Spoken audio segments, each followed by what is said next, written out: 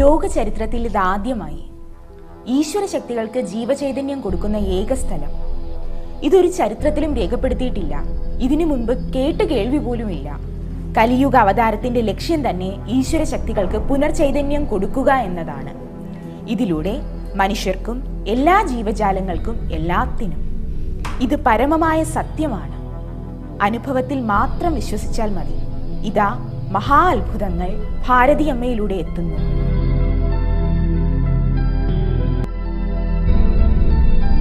ജാതിമത ഭേദങ്ങൾ ഒന്നും തന്നെയില്ല.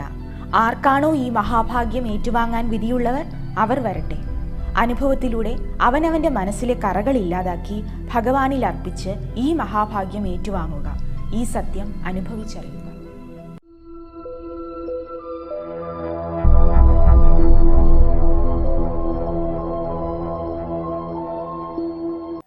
ഇവിടെയുള്ള ദൈവത്തിന്റെ പേര് ജനകത ഔഷന്നു ഇലൂഷനും ജനകത ഔഷന്നു ഇലു ഇഷാനിയുമാണ്. ഇതിനു പുറമെ നവചകന്മ എന്ന പുതിയ സൃഷ്ടിയുമുണ്ട്. അത് ഓരോ ഈശ്വരശക്തിയുടെയും ജീവചൈതന്യ രൂപത്തിൽ നിന്ന് ഉടലെടുത്തതാണ്. ഈ നവചകന്മ ഇവിടെ വരുന്ന ഓരോ സ്ത്രീകളുടെയും ശരീരത്തിൽ പ്രവേശിക്കുന്നു. അവരിൽ നിന്ന് ഈ സൃഷ്ടി ഭാരതിയമ്മയുടെ ശരീരത്തിൽ പ്രവേശിച്ച് ചൈതന്യമെടുക്കുന്നു. അത് ഇവിടെ വരുന്ന എല്ലാവർക്കും അറിയാം. അനുഭവത്തിലൂടെ മാത്രം വിശ്വസിച്ചാൽ മതി. ഈ മഹാഭാഗ്യം ഏറ്റുവാങ്ങാൻ വിധിയുള്ളവർ വരട്ടെ. എൻ്റെ പേര് സന്ധ്യ, നെയ്യാറ്റിൻകരയിൽ നിന്നാണ് വരുന്നത്. ഇവിടെ വന്ന ശേഷം ഒരുപാട് ഭാഗ്യങ്ങളൊക്കെ എനിക്ക് കിട്ടിയിട്ടുണ്ട്.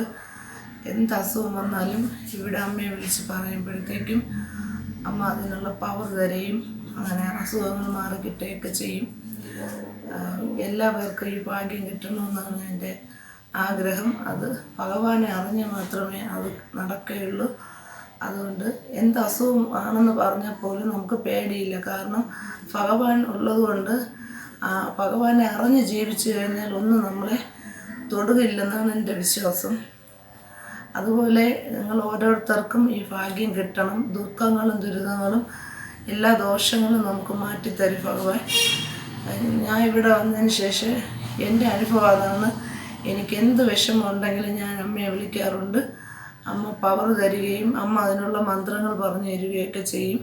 അപ്പോൾ അത് ഞാൻ അതേപോലെ അനുസരിക്കുമ്പോൾ എനിക്കും അതിനുള്ള ഭാഗ്യം കിട്ടിക്കൊണ്ടിരിക്കുകയാണ്. തുടർന്നും അങ്ങനെ തന്നെ വേണമെന്നാണ് എൻ്റെ ആഗ്രഹം. ഇവിടെ ഭഗവാന്റെ അടുത്ത് എപ്പോഴും എത്താനുള്ള കഴിവ് തരണേ എന്നാണ് എൻ്റെ പ്രാർത്ഥന. അതുപോലെ ഈ ലോകം ഇപ്പോൾ അനുഭവിച്ചുകൊണ്ടിരിക്കുന്ന എല്ലാ ദുഃഖങ്ങളും ദുരിതങ്ങളും പെട്ടെന്ന് മാറിക്കിട്ടണേ ഭഗവാനെ. ഈ ലോകത്ത് നന്മ ഉണ്ടാകണേ എന്നാണ് ഞാൻ പ്രാർത്ഥിക്കുന്നത്. അത് എല്ലാ മനുഷ്യരും അതേപോലെ ഓരോരുത്തരും അതുപോലെ ചിന്തിച്ചാൽ മാത്രമേ നമുക്ക് ആ ഭാഗ്യം കിട്ടുകയുള്ളൂ. നമ്മൾ തിന്മയെ മറന്നിട്ട് എല്ലാവരും നന്മ ചെയ്താൽ മാത്രമേ നമുക്ക് ഈ ലോകത്ത് ഈ ഭാഗ്യവും കിട്ടുകയുള്ളൂ.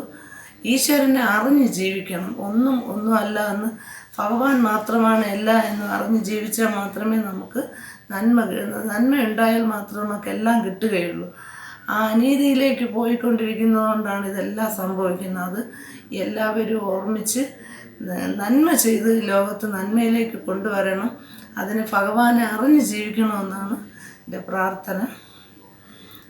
പിന്നെ എന്ത് വിഷമമുണ്ടെങ്കിലും നമ്മൾ ഭഗവാന്റെ ബുക്ക് എടുത്ത് വെച്ച് പ്രാർത്ഥിക്കുമ്പോൾ തന്നെ നമ്മുടെ പകുതി ദുഃഖവും മാറിക്കിട്ടും, പകുതി ദോഷവും മാറും, എല്ലാം മാറിക്കിട്ടും. അതാണ് ഞാൻ അനുഭവിച്ചുകൊണ്ടിരിക്കുന്ന ഓരോ കാര്യത്തിലും എനിക്ക് ഭഗവാന്റെ അത്ഭുതം കാണാൻ കഴിയുന്നുണ്ട്. ഇനിയും അങ്ങനെ തന്നെ ഉണ്ടാവണം. ഈ ലോകത്തും അതുപോലെ എല്ലാവരും ഇതെന്താണെന്ന് മനസ്സിലാക്കി ഭഗവാനെ അറിഞ്ഞ് ഇവിടെ എത്തണം എന്നാണ് എൻ്റെ വിശ്വാസം. ഭഗവാനെ നമ്മൾ അനുസരിച്ചാൽ മാത്രം നമുക്കതിനുള്ള ഭാഗ്യം കിട്ടുകയുള്ളൂ. നമ്മൾ വെറുതെ വന്നിട്ടൊന്നും കാര്യമില്ല.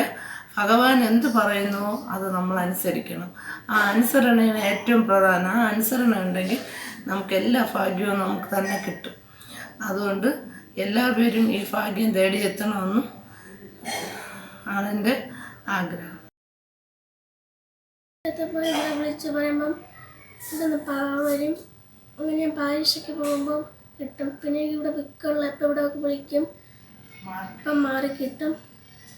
ഇവിടെ എന്തൊരു അസുഖം വന്നാലും ഞാൻ ഇവിടെ വിളിക്കുമ്പോൾ ഇവിടെ നിന്ന് പവർ വരും. അങ്ങനെയൊക്കെ മാറിക്കിട്ട് എല്ലാ ദോഷം വന്നാലും ഇവിടുത്തെ എടുത്ത് വെച്ച് നമ്മൾ പ്രവർത്തിക്കും. മന്ത്രം ഇവിടെയുള്ള മന്ത്രമെല്ലാം ഞാൻ പറയും. ഞാൻ പഠിക്കുന്നത് 5ാം ക്ലാസ്സിൽ എല്ലാ മന്ത്രവും ഞാൻ പറയും. ഇവിടെ വന്നതിന് ശേഷം എനിക്ക് ഒരുപാട് മാറ്റമുണ്ട്. എൻ്റെ ബുക്കൊക്കെ ഇവിടെ നിന്ന് മാറ്റി തന്നിട്ടുണ്ട്.